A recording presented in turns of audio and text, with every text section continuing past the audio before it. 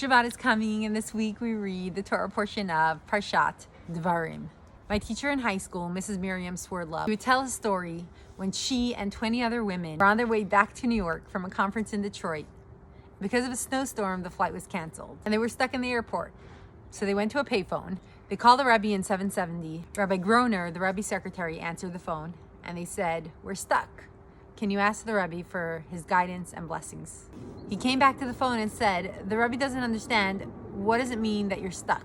So the woman on the phone began to explain what the word stuck means. Rabbi Groner said, "The Rebbe understands what the word stuck means, but he says a person is never stuck." Mrs. Swerdlove says, "We got the message, and we thought, what could we do?" And they noticed they had lots of Shabbat candles, and they began to walk around the airport and distribute them to Jewish women and girls. And Mrs. Swerdlove concludes that until today, she knows women who light Shabbat candles because they were a group of women who were stuck in a Detroit airport.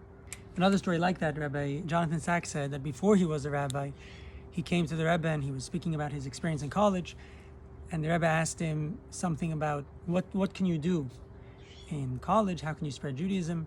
And he said, "In the circumstances in which I find myself," and the Rebbe interrupted him and said, "A person doesn't find himself in circumstances. You create your circumstances." Sometimes we can be in circumstances in which we feel stuck. It's hard, it's challenging. Or maybe we feel we're not empowered. We don't have the tools that we need. But we have to remember that God put us in the circumstances that we're in. And God also gives us the tools and empowers us. We have to ask, what can we do? Perhaps what can be done is to leave the circumstances or to change the circumstances. Recently, I was experiencing something that felt like 2 steps back, and I was feeling a lot of frustration. Suddenly, I had a shift of mindset, and I recognized this situation that feels like 2 steps back is intentional, is purposeful. It's being divinely orchestrated by a kind and loving God that cares about me. So it's purposeful and meaningful for me.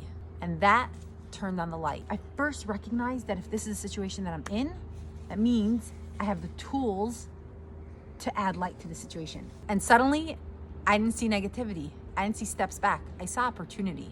This Sunday will be Tisha B'Av. That's the day, it's the saddest day on the Jewish calendar when both of our temples were destroyed. And the hardships and persecution of exile for thousands of years all came about from this day. What the Torah teaches us is that we cannot be complacent. We have to do something about it.